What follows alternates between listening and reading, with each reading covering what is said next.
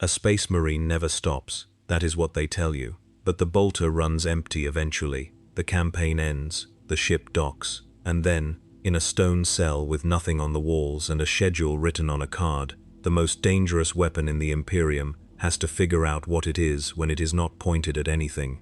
Most of them never ask the question. One of them did. The wound did not kill me. That is the part I have not yet made peace with. I have stood in the fire of 100 wars.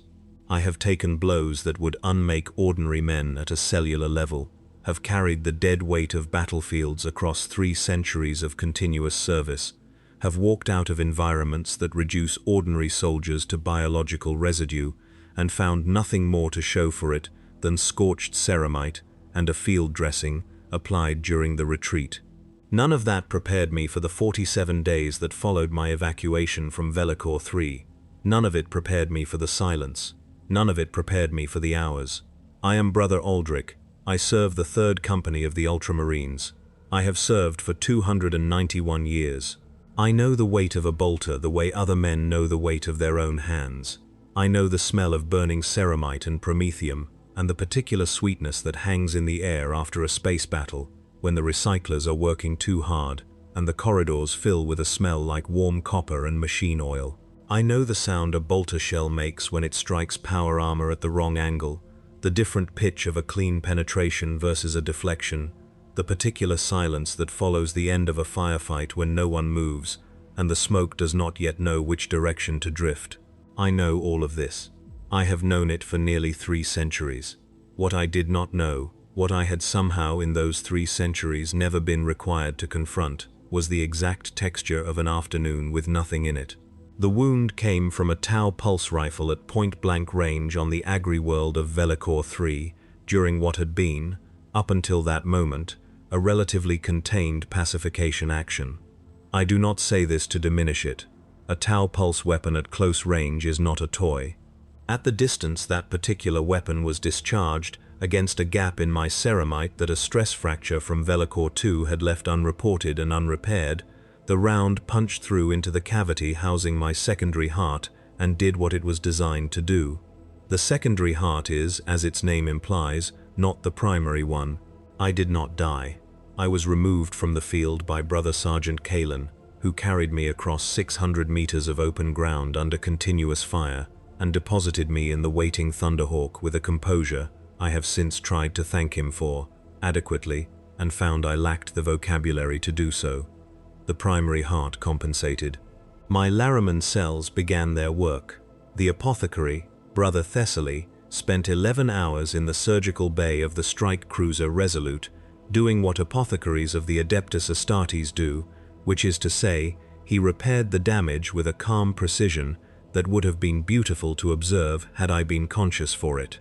I woke up on Macragge 3 days later, in the apothecarian of the Fortress Monastery, with the smell of the preservation compounds and the filtered air of a sealed medical environment, and the specific quality of light that comes from glow strips set into vaulted stone ceilings, and Thessaly was standing over me writing in his assessment ledger, and he said my name and I said I was awake, and that was how my 47 days began.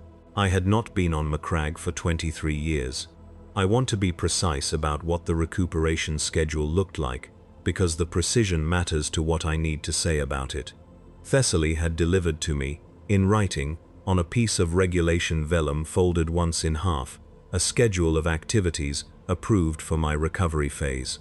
The schedule was as follows: morning ablutions and standard liturgy, light physical training in the lower training cages not to exceed 60% of standard intensity, 2 hours of scriptorium work transcribing doctrinal texts or battle records as assigned by the librarium staff, midday devotions, afternoon theological study, or approved meditation as circumstances permitted, evening meal taken in the refectory if I was mobile enough to attend it, final devotions before the sleep cycle of no fewer than 4 hours. That was the schedule. When Thessaly handed me the folded vellum, I looked at the front, then I turned it over. The back was blank. I looked at the blank back of the card for longer than I looked at the front. I am not complaining about this. I want to be precise about that as well. A Space Marine does not complain about a recovery schedule. A Space Marine understands that the body is a weapon, and that weapons require maintenance, and that maintenance has protocols which exist because centuries of accumulated experience have determined that they work. A Space Marine recognizes that the chapter's medical protocols are not suggestions. I understood all of this. I agreed with all of this at a level so fundamental it is not distinguishable from understanding. And then I sat in my cell on the first morning of the recovery period and looked at the wall and realized, with a clarity I could not immediately process, that I had no clear sense of what to do with the time between each item on the schedule. The cell was exactly as I had left it 23 years ago. That is something about fortress monasteries that nobody needs to explain, because it is simply what they are. Nothing changes. The stone is the same stone it was when the cell was cut.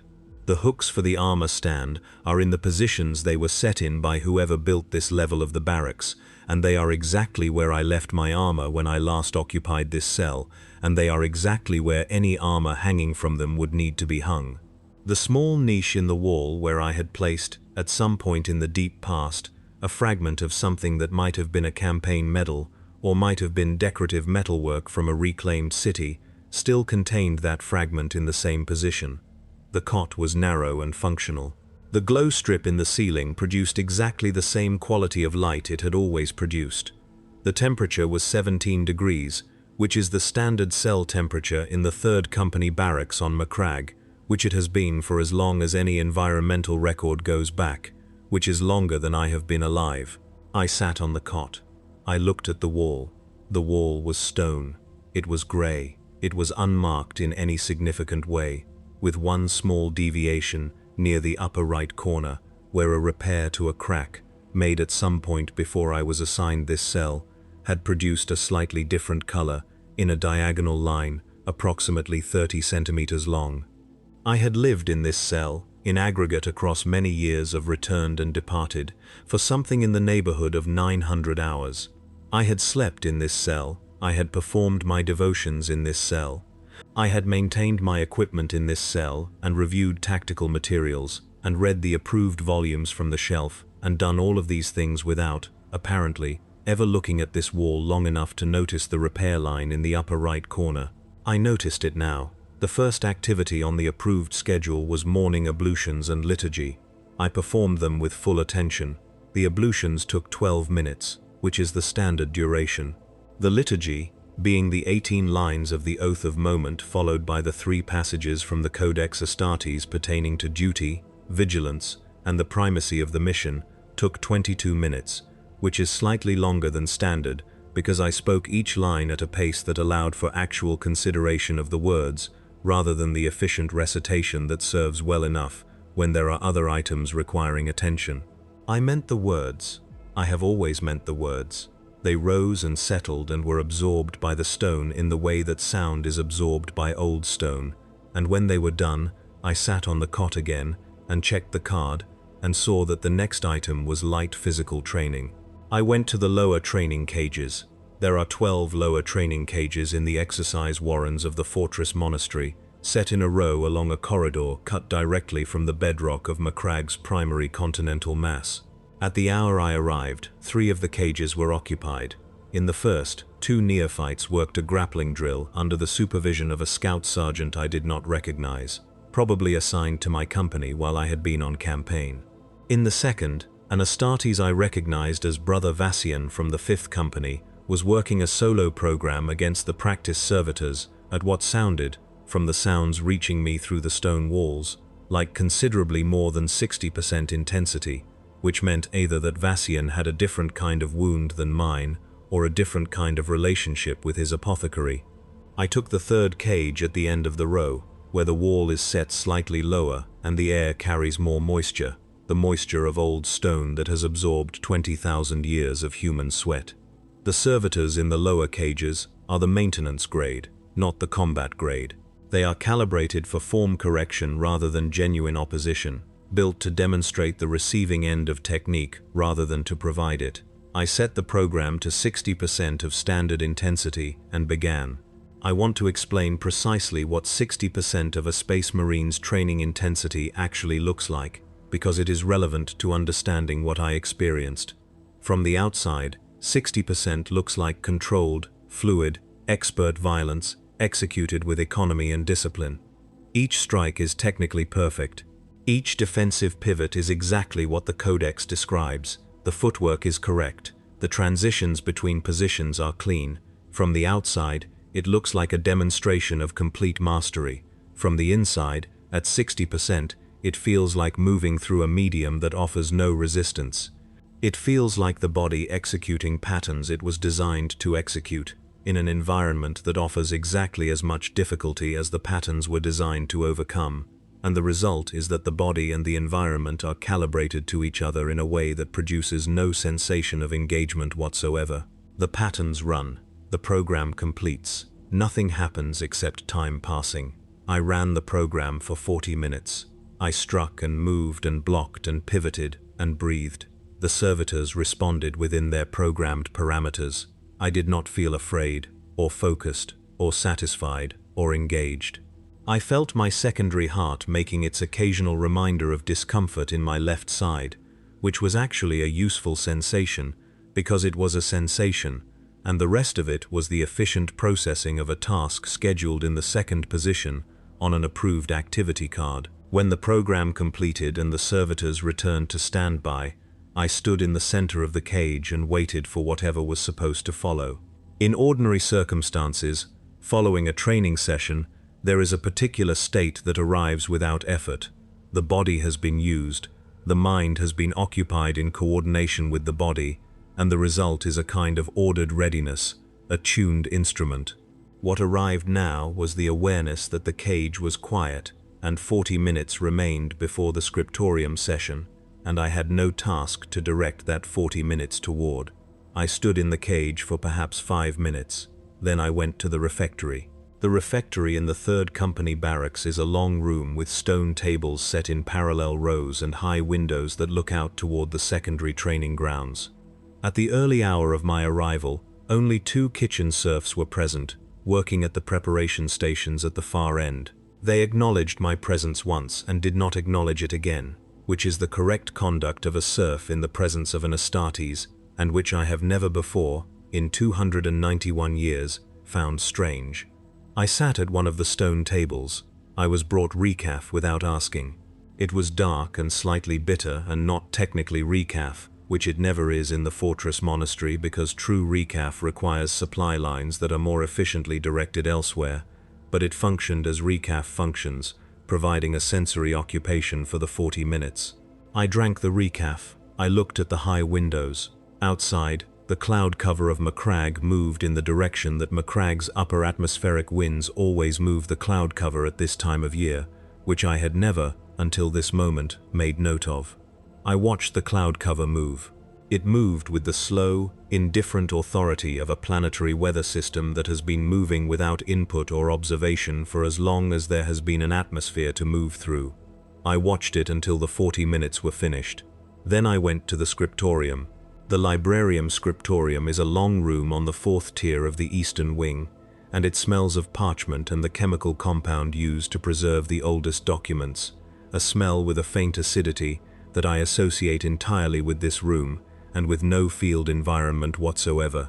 It is always occupied. At every hour that I have ever visited it, there have been scribes at work, because the work of transcribing and cataloguing 300 years of a Space Marine chapter's accumulated records never pauses. The presiding scribe that morning was a man named Tessander, small and grey-haired and possessed of the particular authority of someone who has mastered a specific environment and been its sovereign for decades. He told me later that he had been in this room for 41 years. He showed me to a desk near the north window where the light came in cleanly, and he placed before me a stack of documents to be transcribed, and he explained the archival format conventions with the efficient precision of a man who has explained them many times to people who are less skilled at this task than he is, and who does not hold this against them. The documents were battle records. Specifically, they were the engagement logs of 3rd Company operations over the preceding 14 months, drafted in the field by the attending scribes, and now requiring transcription into the standard archival format for permanent record. I had participated in 7 of the first 22 operations documented in the stack. I knew these events. I had been present in them. The engagement logs described them accurately, in the functional language of military record-keeping: grid references, force compositions, enemy strength estimates, tactical decisions, outcomes, casualty tallies. I began transcribing. The first engagement log I copied described the pacification of a heretic enclave on the moon of Castivus 9. I had been present for that operation from the initial insertion to the final extraction. I had moved through the corridors of the enclave. I had fired my bolter into groups of retreating heretics and watched the results. I had followed the tactical plan through each phase to its successful conclusion and withdrawn to the extraction point in good order. I had done all of these things. Now I copied the document's description of those events in the archival format, and the document was accurate, and it described the event correctly, and reading it produced no sensation at all similar to having been there. Brother Hervan had been killed in the fourth corridor of the enclave. I had been 7 meters from Brother Hervan when the explosive round detonated and did what explosive rounds do. I had seen what the result looked like. The engagement log gave his name, his designation, his length of service, the cause of death, and the confirmation of his battle honors. It then moved to the next item. I transcribed the entry on Brother Hervan. I moved to the next item. The silence in the scriptorium was different from every other silence I had known. On a battlefield, silence is not actual silence. There is always something underneath it: settling rubble, a distant fire, the breathing of the squad, the constant low presence of armor systems running. In the field, silence is an absence of loud things rather than an absence of sound.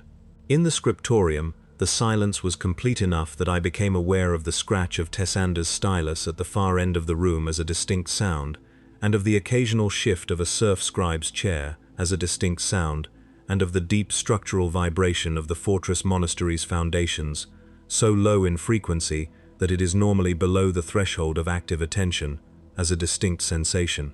I had been inside this building, on and off, for 291 years. I had never noticed the foundational vibration before. I transcribed for 2 hours. I covered 11 pages of archival text. When Tessander informed me that the morning session was complete, I set down the stylus and looked at what I had produced, which was accurate and formatted correctly, and would endure in the chapter's archives for as long as the archives endured, and I felt that I had done a thing correctly, and that the correctness was the full extent of what I had done. I returned to my cell. I ate the midday meal that a serf brought to the cell door on a tray, sitting on the cot. I attended midday devotions, which I performed with full commitment.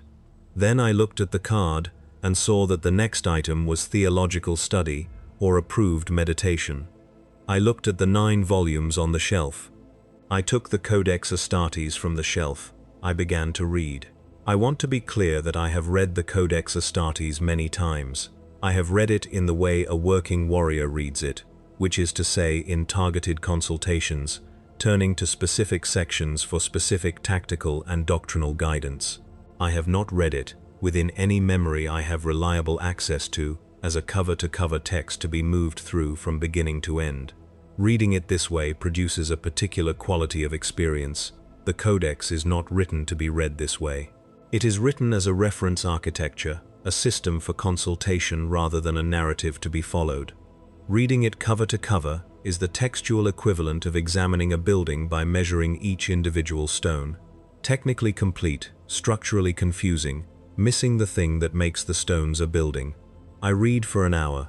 Then I put the Codex down and took one of the theological volumes from the shelf, the commentary on the proper relationship between an Astartes and the Primarch's legacy. I read that for another hour. The commentary was clear and correct, and made its arguments with the discipline appropriate to a document composed for a chapter's permanent record. When I finished the 2 hours, I set the volume on the desk beside the cot and looked at the glow strip in the ceiling, which was the same glow strip that had been in this ceiling for 23 years, and I acknowledged to myself for the first time that I was bored.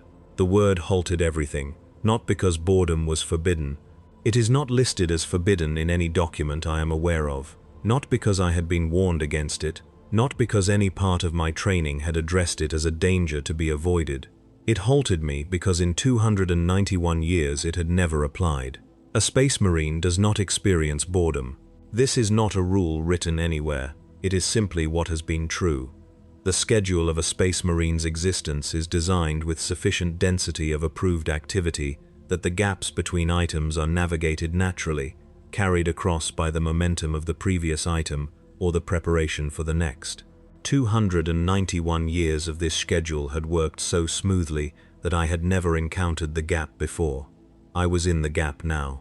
I looked at the ceiling for a long time, then I thought about the neophyte. I had first noticed him on the second day in the training cage adjacent to mine. He was working a drilling exercise with a training blade, a repetitive striking pattern against a hanging target, executed under the supervision of Scout Sergeant Kurvar.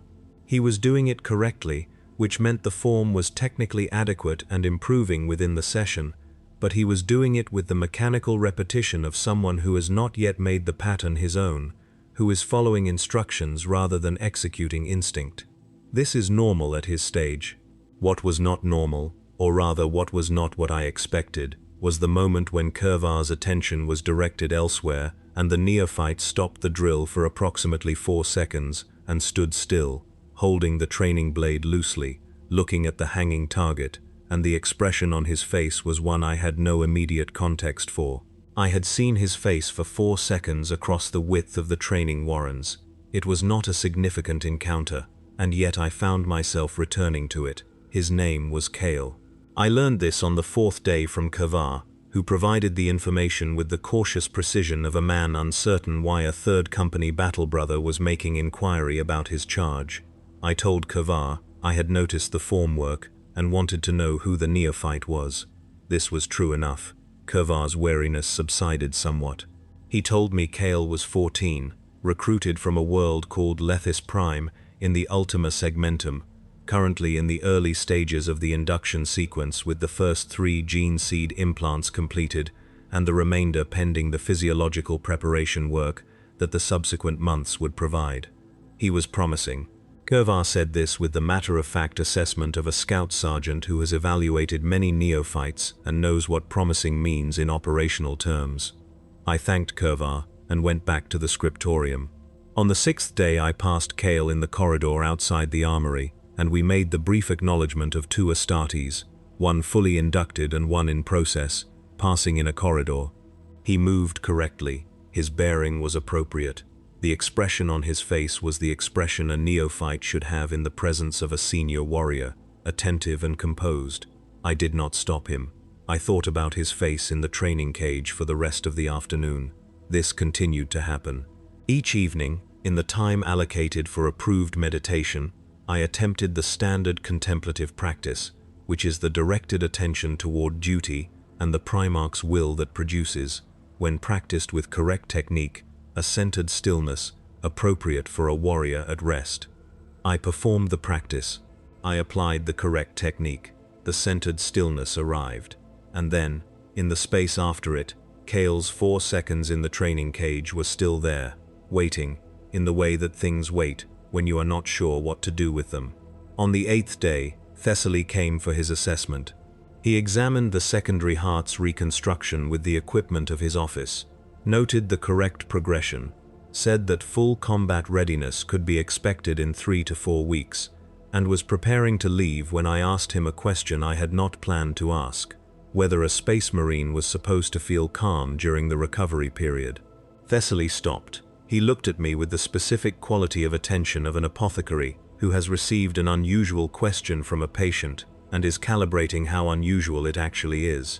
He said that different warriors responded differently. He said some found the enforced stillness valuable and used the time productively for study or contemplative practice. He said others found it difficult and that this was not pathological but was a recognized response. He said, if I was experiencing significant psychological disruption, there were consultation protocols through the chaplaincy. He said all of this in the measured tone of someone providing correct information from a standard framework. I said I was not in distress. This was approximately true. I said I was only curious about the range of normal responses. This was less true but not entirely false. He accepted it, nodded, and left. I sat on the cot for a long time thinking about whether I had wanted a different answer and what that different answer would have been, and realizing that I did not know, and that this not knowing was part of whatever I was experiencing.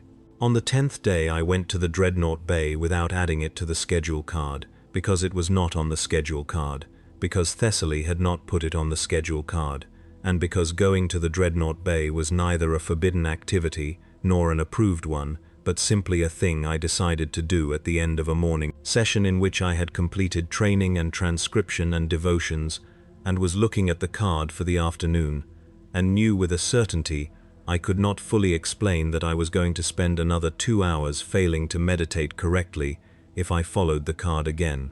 I put the card down. I went to the Dreadnought Bay. The Dreadnought Bay occupies the deepest permanent level of the Fortress Monastery's main structure, set below the armory and the training warrens and the apothecarian, in a section of the building old enough that the stone is a different color, darker and with a different texture, as if it was cut from a different stratum of the rock.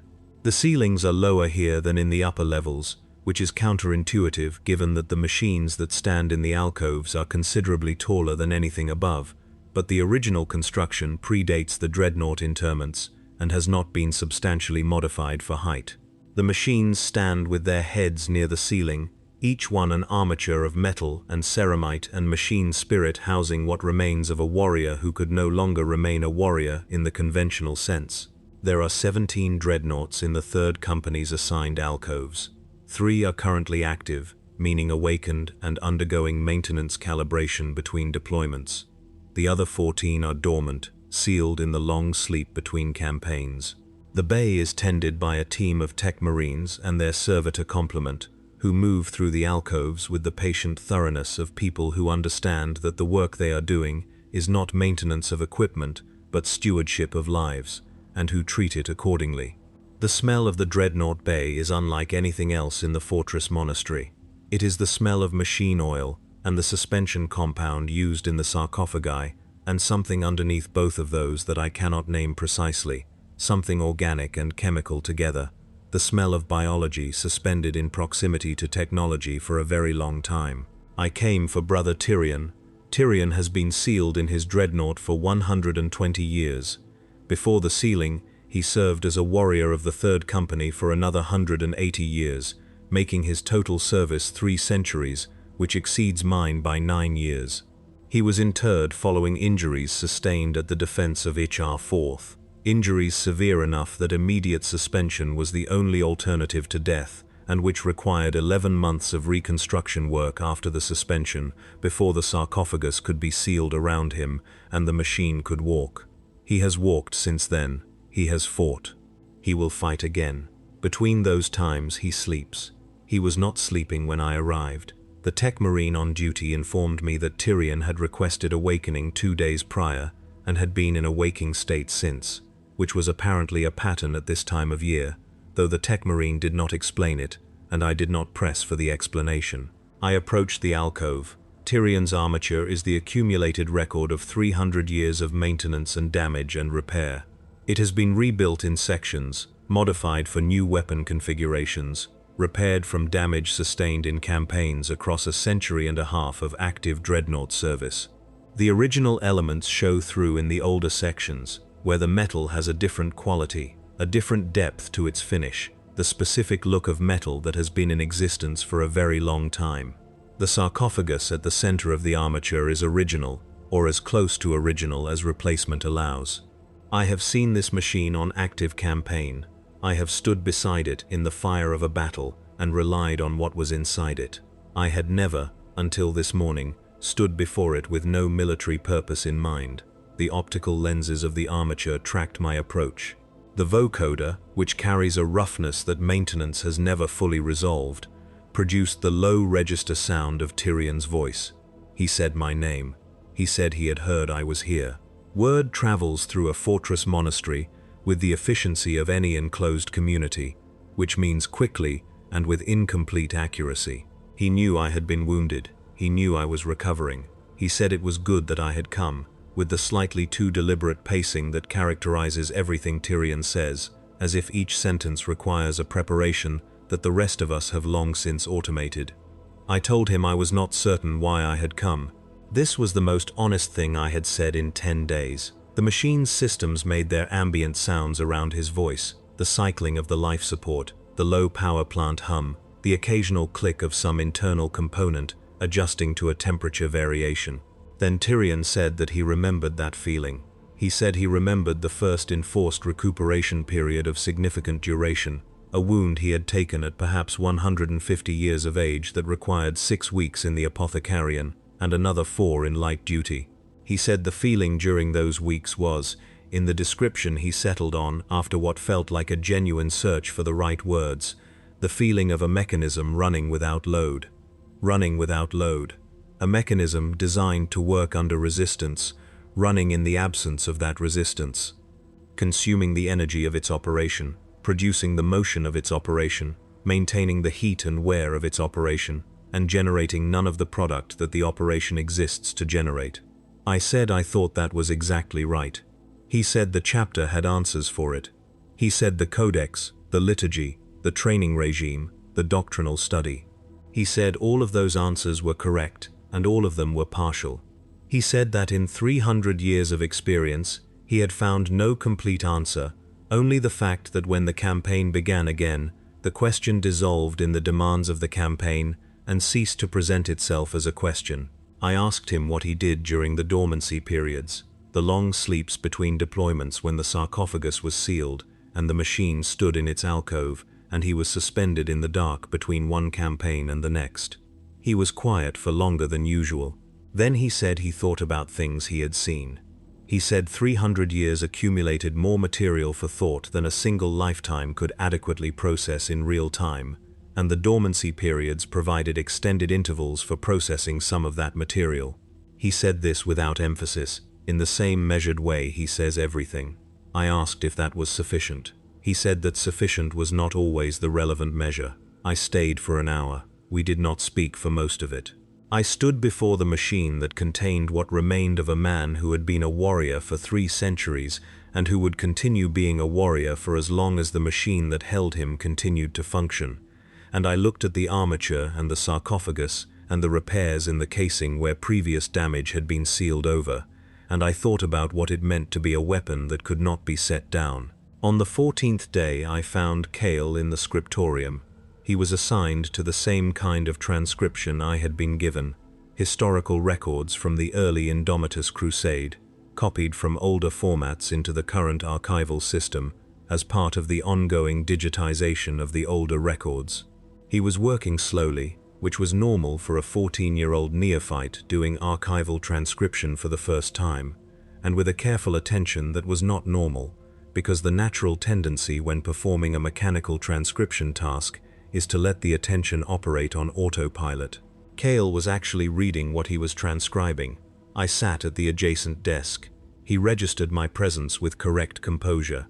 I asked him what he was copying. He described the campaign. He was precise about it. He had clearly read the document rather than simply rendering it as marks on parchment.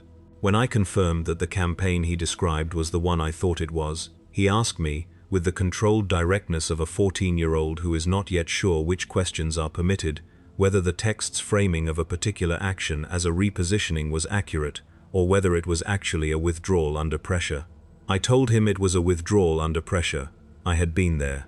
I told him about the 3 days between the withdrawal and the counterattack, the defensive positions in the secondary settlement, the supply line severed on the 2nd day, the decision to route the company through the civilian quarter, to avoid exposure on the main approach, the specific problem of the ruined basilica that offered cover but also a choke point that had to be cleared by hand before the armor could pass through it, the sound the basilica made when the remaining sections of the roof collapsed during the clearing, and the particular quality of dust in the air afterward, which was different from other kinds of dust because it contained pulverized fresco and the mineral from old stonework and the ash of burned devotional paper. He listened without interrupting and without writing, the stylus still in his hand. When I finished, he looked at the document he was transcribing and then back at me and said that none of that was in the record. I said it was not. I said that battle records were not made to preserve what it was like to be there. I said they were made to preserve what happened and when and with what forces and what outcome, and that this was the correct function of a battle record. He was quiet for a moment. Then he said, "It seemed like a loss." I did not answer immediately. I looked at the document he was transcribing and thought about the 11 pages I had transcribed in this same room over the past 2 weeks, and about the entry on Brother Herven, correctly recorded and complete and weightless. Then I said the archive serves its purpose. He accepted this in the way a 14-year-old accepts a statement from a senior Astartes when the senior Astartes has said the statement in the voice that ends a topic. We transcribed in parallel for the rest of the session. At the end of the session, Cale cleaned his desk with the careful precision of someone who has recently been taught to clean a desk and is still applying conscious effort to it. He gathered his documents. He stopped at the door and turned around and said that he had grown up on a world called Lethis Prime, where the cities were built underground because of the surface wind speed, and that the underground cities were lit entirely by artificial light, and that he had never seen a real sky until the recruitment shuttle broke cloud cover on the way out. He said the sky had been pink. He said he had not expected that. He said this and then left. I sat at the transcription desk for a significant period after that. I was not transcribing. I was looking at the desk surface, which was worn smooth from 41 years of Tessander's occupancy, and from the occupancy of whoever was here before Tessander, and whoever was here before that. I was thinking about a pink sky over Lethis Prime that a 14-year-old had seen once through a shuttle viewport and then been taken away from, and about the distance between that moment and what he would become in 50 years if the chapter's process worked as it was designed to work, and about whether the pink sky would be anywhere in him on the other side of that transformation, and whether it needed to be, and whether need was even the relevant question. On the 16th day, I stopped being able to perform the approved meditation correctly. I had been managing it before that. Managing it in the sense that I sat in the cell at the appropriate time, performed the directed attention technique with correct form, produced the centered stillness that the technique is designed to produce, and noted, in the space after the stillness, that certain things were still present that the stillness did not address. On the 16th day, the technique failed to produce the centered stillness. I sat in the cell for the approved duration and applied the technique, and the technique ran and produced nothing. I sat afterward with the failure for a while, which I had never had occasion to do before. The technique had worked for 291 years. It had worked the way the training worked, the way the liturgy worked, the way all of the approved architecture worked, reliably, because it had been designed by people who understood what it was working against, and because what it was working against was a predictable category of thing that the design had taken into account. Whatever I was experiencing now was apparently not that category of thing. I put the vellum card down on the desk beside the cot. I picked up one of the theological volumes. I put it down. I picked up the codex and put it down. I looked at the repair line in the upper right corner of the wall, the diagonal 30 centimeters of slightly different stone that marked where a crack had been filled in at some point before I was assigned this cell. I had been looking at that repair line for 16 days. I knew its exact dimensions. I knew where the new stone began and where the original stone reasserted itself at each end. I had not known it existed before these 16 days. I thought about all of the things I had not known before these 16 days. On the 19th day, I went to the chaplaincy chapel, not to confess, not to report a chaplaincy concern, though what I was experiencing would have qualified as reportable under several frameworks. I went because the chapel on the 3rd tier is one of the oldest rooms in the entire structure, older than the current training warrens, older than the current configuration of the armory, older than any room I use regularly in the Fortress Monastery's main structure. It is old enough that the stone has a different color even than the Dreadnought Bay, darker and with a texture that suggests it was worked by different hands with different tools following different principles. The windows are set so high in the walls that in the morning the light falls in specific shafts and in the afternoon the light is entirely indirect, a quality of illumination that makes the room feel lit from within the stone itself. I sat in one of the carved stone seats near the back and did not pray in the formal sense. I sat and looked at the altar, which bears the chapter's crest in sculpted relief, and beneath the crest a single line of high Gothic that has been there since before the current inscription was cut into the current stone, a line translated roughly as, "We do not serve the future. We are its instrument." I have read that inscription many times across many years. I have read it in passing, between other destinations, and during formal devotional attendance, and in the brief visits I have made to this room over the decades, for purposes I did not always stop to examine. I have always understood it. I understood it now in the same way, and I also understood, for the first time, what the sentence actually contained when you held it in one place long enough to feel its full weight. An instrument does not choose its direction. An instrument does not evaluate its use. An instrument is pointed and fired and struck and drawn, and the quality of the instrument is measured by how well it does what it is pointed toward, and what the pointing is toward is entirely the decision of the hand that holds the instrument, and the instrument has no opinion on this and requires none. 291 years. The chaplain came in at some point while I was sitting with that. His name was Brother Calvin. He is old for a non-dreadnought Astartes, perhaps 340 years, and he moves with the measured deliberateness of a man whose skeleton has been repaired enough times that the repairs now contribute meaningfully to the weight of moving it. He saw me and came to sit in the adjacent seat, which was either entirely natural or calculated to appear so, and I could not determine which. He asked how the recovery was progressing. I told him what Thessaly had said. He nodded and said Thessaly was thorough. I agreed. Then we were quiet, and the chapel was quiet, and the indirect afternoon light moved in the stone around us. Then Calvin said that it was a strange thing, the time between. He said it simply, without the tone of official position, the way a man says something he has found to be true across a long life. I said I had found it strange.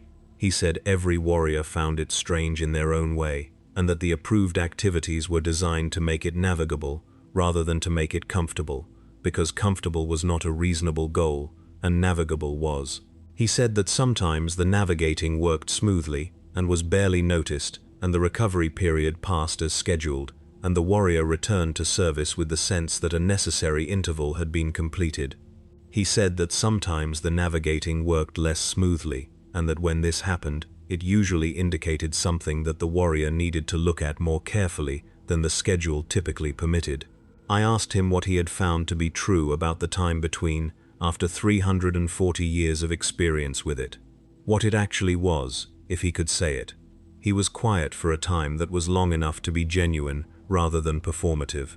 Then he said it was the place where a space marine met the edges of himself.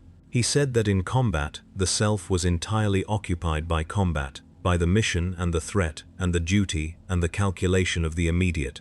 There was no space outside the task, and therefore no edge to find, because an edge requires space beyond it.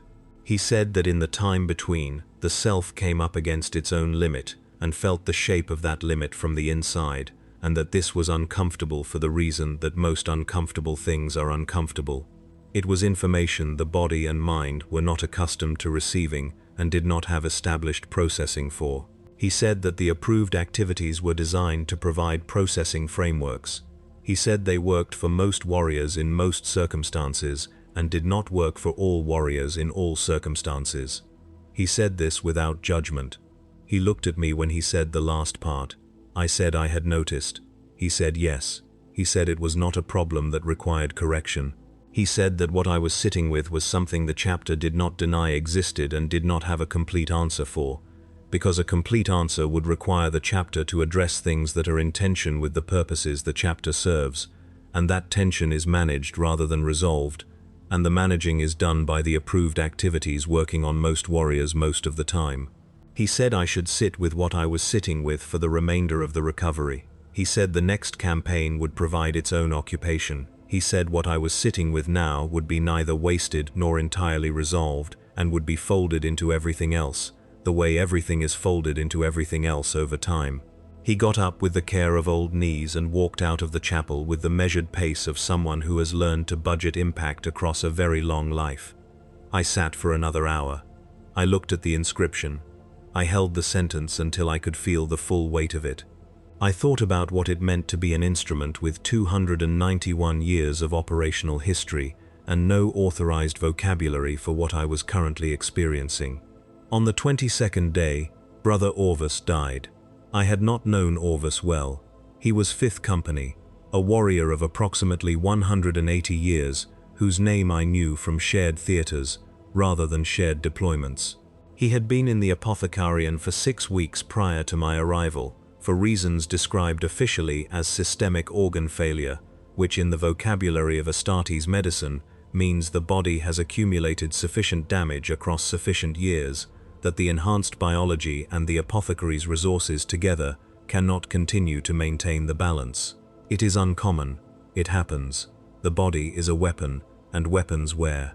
I encountered Orvis because Thessaly was running my assessment in the Apothecarian on the 22nd day, and Orvis's alcove was across the ward, and Thessaly mentioned quietly while running the assessment that Orvis had been asking to speak with other Astartes in the final days, that this was unusual but not unprecedented, and that if I were willing to spend a short time at the alcove before leaving, it might be a kindness. I went to the alcove. Orvis was what he had been, but reduced. A very old, very large, very damaged thing contained inside a frame that still functioned at the structural level, but from which something essential had retracted. His eyes were clear. He looked at me with a focus that was direct and unhurried, the focus of a man who has decided to use the remaining time precisely and has no energy for imprecision. He said he was glad someone had come. He said there was something he had been carrying and needed to say to a warrior, not a chaplain, not an apothecary, a warrior. He said the chaplain had heard it and heard it well, and that it had helped, but he needed to say it one more time. I sat down beside the alcove. I said I was here. He said he was not afraid. He said this first and said it with emphasis, because it was important that the statement come before anything else. He had done the work. He had served the chapter. He had fulfilled the purpose he had been made for, across 180 years of service. He was not afraid. He said this. Then he said that he was sad. He said it differently from the way he said he was not afraid. He said it carefully, with the quality of a man who is not sure the word is permitted, but has decided the remaining time is short enough that permission is less important than accuracy.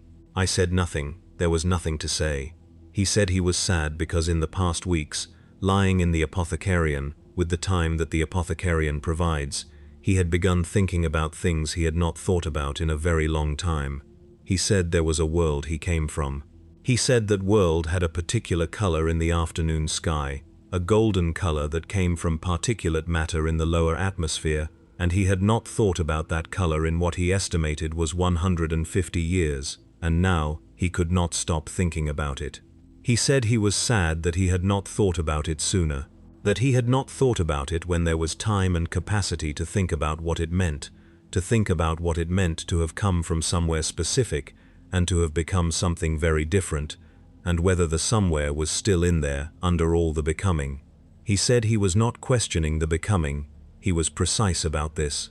He was not questioning the emperor or the chapter or the purpose or the legitimacy of the Astartes project. He was sad that the becoming had been so complete that it had covered the somewhere for 150 years, and that now at the end, the somewhere was surfacing, and he did not have enough time to do it the attention it deserved. I said I heard what he was saying. He said he knew I did. He said he thought I understood more of it than I would have a month ago. He said this not as a judgment but as an observation, quietly, with the precision of a man who has been watching the ward for 6 weeks and who has had time to observe. He said he was grateful for the chapter.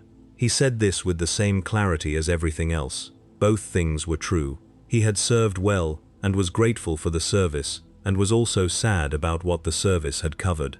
He said he had come to understand that both things could be true at once without one cancelling the other, and that this understanding had arrived late and was worth what it was worth, and he was not going to pretend it was more.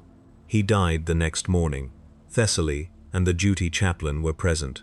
The rites were performed. His name, his designation, his length of service, his campaign honors, and the date and cause of death went into the archive in the correct format. The entry would endure. I did not go to the scriptorium on the 23rd day. I sat in my cell and performed the morning ablutions and the liturgy, and then sat on the cot and looked at the wall and at the repair line in the upper right corner, and thought about Orvis and the golden afternoon sky he had carried for 150 years without knowing he was carrying it, and about Kale and the pink sky from the shuttle viewport, and about Tyrion running without load in the dark of the sarcophagus, and about Calvin's description of meeting the edges of oneself. I sat for a long time. Something was in me that I did not have a word for. Not grief, not the grief I know from the deaths of battle brothers in the field, which is a clean thing, a weight acknowledged and set down, because the mission continues, and the weight cannot be carried forward. Not doubt, not fear, not any of the states for which the chapter had established frameworks and protocols and approved activities designed to navigate through. It was something like understanding. It arrived quietly, not all at once, more like the gradual resolution of a thing that has been forming out of sight. What I understood was this: I did not know what I was when I was not fighting, because the structure built over 291 years was designed not to require that question. The question was managed out of existence by the density of the approved architecture, and the architecture was not malicious, and not insufficient, and not wrong. It served exactly the purpose it was designed to serve. It kept warriors operational, kept the instrument functional, kept the mechanism under load, enough that the question of what the mechanism was in the absence of load did not arise with sufficient force to require an answer. The wound had lowered the load. The 47 days had created the space. And in the space, the question had arrived with a force the architecture was not quite sufficient to absorb, and I had found myself sitting with it, and in the sitting, I had found Kale and Tyrion and Orvis and Calvin, and through each of them, I had found different angles on the same thing, the fact of the somewhere under the becoming, the original material under the structure, the load-bearing foundation that the structure covers and depends upon and does not acknowledge. I was made from something. The chapter built on that something. The building was so complete that the something beneath it was no longer accessible by ordinary means. The approved activities were among the ordinary means. The liturgy was among the ordinary means. The codex was among the ordinary means. All of them pointed upward through the structure, never down to the foundation.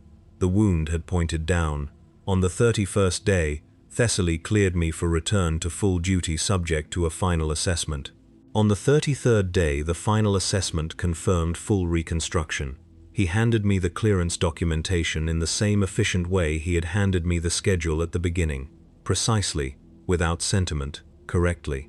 On the 34th day, the company sergeant-at-arms informed me that the 3rd Company had been designated primary response force for a renewed action in the Velicor system, and that boarding of the strike cruiser Resolute would begin in 48 hours. I prepared my armor. The stress fracture under the left pauldron had been repaired during my absence by the armory serfs, who work without requiring instruction. The repair was clean and correct. The ceramite showed no trace of the fracture that had allowed the wound. I checked the other stress points and found them sound. I checked the weapon systems and found them correct. I maintained the bolter with the attention I always bring to it, and found in the process the particular quality of focus that the approved activities had been unable to produce across 47 days, the focus of a task that matters in a way that all of me understands. On the last evening before departure, I went to the training cages. I ran a full-intensity solo program against the combat-grade servitors for 2 hours, 100%. The combat-grade servitors are not in the same category as the maintenance-grade ones. They respond with genuine speed and unpredictability within their programmed parameters, and at full intensity the parameters are set wide enough that the program genuinely requires what the program is designed to require. The difference from the 60% sessions was not gradual. It was immediate and complete. The mechanism under load. The instrument pointed in its direction. The edge of the self met by something that required the full self to meet it. I ran the program for 2 hours. When I stopped, I was centered in a way I had not been since before the wound. Everything was ordered. The campaign would come, and the mission would define the days, and the mechanism would run under the load it was made to run under. I returned to the cell. I sat on the cot. I looked at the wall. I looked at the repair line in the upper right corner. 30 centimeters, diagonal, where the old crack had been filled. I knew where the new stone began, and where the original reasserted itself at each end. I had noted it on the first day of the recovery, and had looked at it on each subsequent day, and now looked at it for the last time. I thought about Orvis and the golden sky he had carried without knowing. I thought about Kale and the pink sky he would carry into what he was becoming, whether he knew he was carrying it or not. I thought about Tyrion in the dormancy, processing 300 years of accumulated material in the dark. I thought about Calvan walking out of the chapel with the care of old knees and old bones, and the inscription above the altar that said, "We do not serve the future, we are its instrument." I thought about Brother Hervan, correctly recorded and complete, and without weight, and about the fourth corridor on Castivus 9, and about the specific quality of dust after old stone collapses. I thought about the world I came from. I do not know its name. I have not had access to its name in a very long time. What I had access to tonight was not the name but the fact of it, the fact that it existed, that I existed on it, that there had been a person on that world who became what I am, and that the person was still somewhere beneath everything I am, not destroyed, not gone, present as the foundation is present, invisible, load-bearing, essential to the structure that covers it. I held this for the duration of a slow exhale. Then I began the morning ablutions. The strike cruiser Resolute made translation from the warp into the Velicor system 11 days after departure from Macragge, and the system briefing was clean and complete, and I understood it entirely, and my understanding had the quality that understanding has when the full self is directed toward it. The third company boarded the Thunderhawks with the efficiency of a company that has done this many hundreds of times across many campaigns, across many decades. My squad formed around me with the wordless competence of warriors who know their work and know each other. The hold of the Thunderhawk smelled of recycled air and machine oil and the particular metallic quality of armed and powered ceramite in an enclosed space. These were the smells of my life. The Thunderhawk descended through the atmosphere of Velicor 3 with the sound that means arrival, the vibration through the hull and the deck and the air in the hold. I had felt this vibration more times than I had any record of. I felt it now, the way I have always felt it, which is to say entirely, the full body awareness of the descent into the thing I was made for. The thought from the cell was still present. I felt it the way you feel a correctly placed weight, a weight that has been distributed properly into the structure and is now part of the structure, rather than sitting on top of it. It was not going to go away. I did not think it was designed to go away. I thought it was designed to stay, the way the foundation stays, bearing the weight of everything built on it, invisible below the surface, present as presence rather than as thought. The ramp came down. The light of Velicor 3 filled the hold. Grey and cold, the same light I had last seen before the round that found the gap in my ceramite. I moved forward into it. A space marine in the time between performs every approved activity with full commitment. A space marine in the time between attends every scheduled obligation with complete attention.